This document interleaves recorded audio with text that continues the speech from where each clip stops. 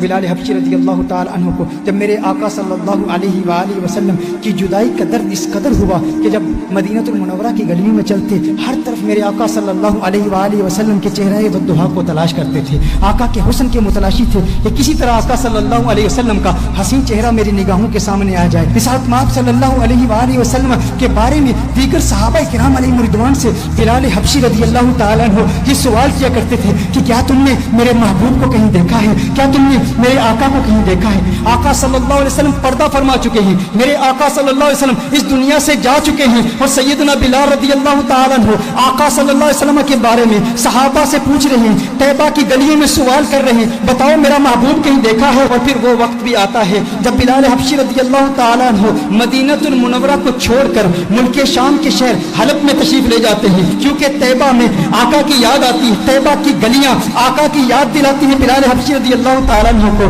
بلال حبشی ملک شام کے شہر حلب میں چلے جاتے ہیں، 1 سال حلب میں گزارتے ہیں، اور پھر ایک وقت ایسا آتا ہے قسمت انگڑائی لیتی ہے، مدینے والے کا دیدار کرتے ہیں، آقا خواب میں تشریف لاتے ہیں، خواب میں آ کے آقا بلال حبشی سے فرماتے ہیں، ہے میرے بلال میرے شہر کو کیوں چھوڑ دیا؟ ہے میرے بلال میری یاد نہیں آتی، مجھ سے ملنے کا جی نہیں کرتا، کیا تم مجھ سے ملنا نہیں چاہتا؟ بلال حبشی رضی اللہ تعالیٰ عنہ رات کے وقت آنکھ کھلتی ہے، بے چین ہو جاتے ہیں، فوراً بلال حبشی اٹھتے ہی اونٹی پر سوار ہو کے مدینہ المنورہ پہنچ جاتے ہیں، مدینہ المنورہ کے در و دیوار کو دیکھتے ہیں، آقا کو تلاش کر رہی ہے بلال حبشی کی آنکھیں کہ آقا کہاں ہیں۔ خواب میں آ کے آقا نے بلایا تھا، پھر حجروں میں چلے جاتے ہیں، آقا کو تلاش کرتے ہیں، آقا نظر نہیں آ رہے، پھر بلال حبشی فوراً آقا کے قبر انور پر چلے جاتے ہیں، قبر انور پر رو رو کے کہتے ہیں، آقا غلام حاضر ہے، لبیک یا سیدی لبیک یا رسول اللہ۔ آقا دیکھیے آپ کا غلام آ گیا، آپ کا عاشق آ گیا،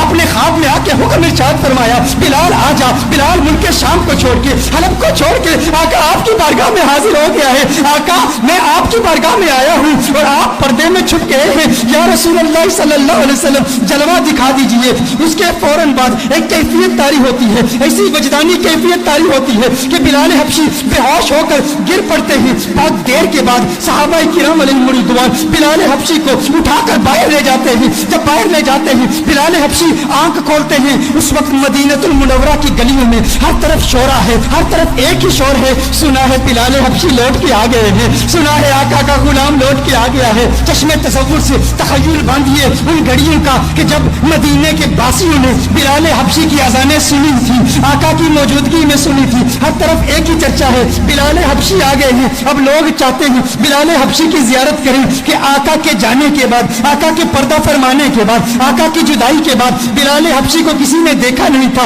1 سال کے بعد بلال حبشی واپس آئے۔ اب ہر شخص آتا ہے مسجد نبوی شریف میں بلال حبشی کا دیدار کرتا ہے، اور پھر صحابہ عرض کرتے ہیں، ہے بلال ذرا اپنی آواز تو سنا دیں۔ میرے بھائیو، جب انسان کو کسی سے پیار ہوتا ہے، جب انسان کو کسی سے محبت ہوتی ہے، اگر وہ محبوب دنیا سے چلا جائے تو اس کے محبوب کے رشتوں پر بھی پیار آتا ہے۔ میں اپنا بتاؤں، میری دادی کا انتقال ہو گیا ہے، میری دادی سے مجھے بہت پیار تھا، بہت محبت ہے۔ آج بھی گھر میں اگر دادی کی عمر کی بوڑھی عورتیں گھر میں آئیں، وہ جو دادی کے ساتھ باتیں کیا کرتی تھی، جو دادی کے ساتھ گفتگو کیا کرتی تھی، آج بھی اگر ہم ان عورتوں کی آوازیں سنیں، میں کمرے سے گزرتا ہوں تو رک جاتا ہوں، وہ آوازیں مجھے اچھی لگتی ہیں، کیونکہ وہ آوازیں مجھے میری دادی کی یاد دلاتی ہیں۔ یہ وہی عورتیں ہیں جو دادی سے کلام کیا کرتی تھی، دادی جن کمروں سے گزرتی تھی ان کمروں کو دیکھتا ہوں تو دادی کی یاد آتی ہے۔ اسی طرح جس سے انسان کو محبت ہوتی ہے تو محبوب کے دوستوں سے بھی پیار ہوتا ہے، ان کی آوازوں سے بھی پیار ہوتا ہے، وہ لمحے یاد آتے ہیں، وہ گھڑیاں یاد آتی ہیں، وہ ساتیں یاد آتی ہیں۔ صحابہ بلال حبشی کے پاس آئے، بلال حبشی سے کہتے ہیں، اے بلال حبشی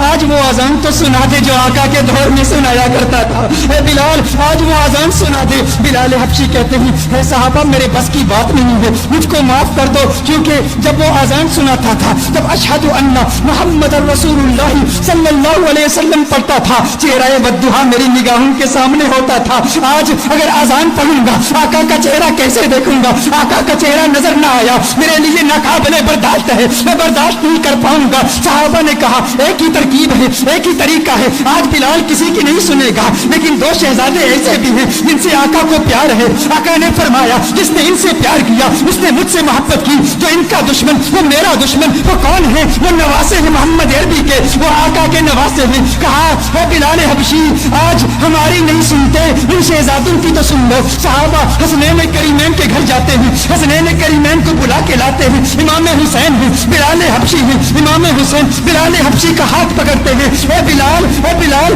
دیکھ آقا کا نواسا آیا ہے، اے بلال ایک مرتبہ وہ اذان سنا دے، مجھے میرے نانا کی یاد ستا رہی ہے۔ بلال حبشی امام حسین کو اٹھا کے اپنی گود میں رکھ لیتے ہیں اور کہتے ہیں، ہے میرے آقا کے شہزادوں، میں تمہاری بات کیسے ٹال سکتا ہوں، تمہاری بات کیسے رد کر سکتا ہوں، میں سناؤں گا اذان، بتاؤ کہاں سناؤں۔ امام حسین بلال حبشی کے ہاتھ کو پکڑ کے فوراً مسجد میں لے جاتے ہیں، کہا اس مسجد کی چھت پہ کھڑے ہو کے اذان سناؤ۔ اب بلال حبشی اذان پڑھتے ہیں، طیبہ کی گلیوں میں بلال حبشی کی وہ آواز گونجتی ہے، اللہ اکبر اللہ اکبر اللہ اکبر اللہ اکبر، اشہد ان لا الہ الا اللہ اشہد ان لا الہ الا اللہ۔ مدینہ المنورہ کے بازاروں میں بلال حبشی کی آواز جب گونجتی ہے تو طیبہ کے مکین بچے، بزرگ، نوجوان، مرد، عورتیں سب کمروں سے باہر نکل آتے ہیں۔ یہ آواز ہمارے لیے آقا کی یاد تازہ کر رہی ہے۔ دیکھتے ہیں کہ بلال حبشی آ گئے تو ننھے بچے بھی اپنی ماں سے پوچھتے ہیں، آقا کے مؤذن تو آگے، آقا کب آئیں گے؟ ہماری آنکھیں تڑپ رہی ہیں، کب حسن مصطفیٰ کو دیکھ لیں، کب چہرہ ودھا کو دیکھ لیں، کب آقا کے گنگریالے بالوں کو دیکھ لیں۔ ارے آقا کی سنگت میں چلنے والا غلام تو آ گیا، آقا کب آئیں گے؟ ادھر بلال حبشی اذان پڑھ رہے ہیں، اشہد ان لا الہ الا اللہ کے بعد جب بلال حبشی اشہد ان محمد رسول اللہ پڑھتے ہیں، دیکھتے ہیں چہرہ ودعا نظر نہیں آیا، بلال بے ہوش ہو کے گر پڑتے ہیں۔ اس کے بعد جب بلال کی آنکھ کھلتی ہے، اس کے بعد بلال کے لیے مدینہ المنورہ میں رہنا ناممکن ہو گیا، بلال واپس حلب چلے جاتے ہیں۔ یہ انداز ہے میرے آقا کے عاشقوں کے، ہم ہمیشہ کہا کرتے ہیں کیا وجہ ہے کہ یہ انداز ہماری نوجوان نسل کے دلوں میں ابھی تک منتقل نہیں ہوا۔ ہمارا بچہ کرکٹرز کے نام جانتا ہے،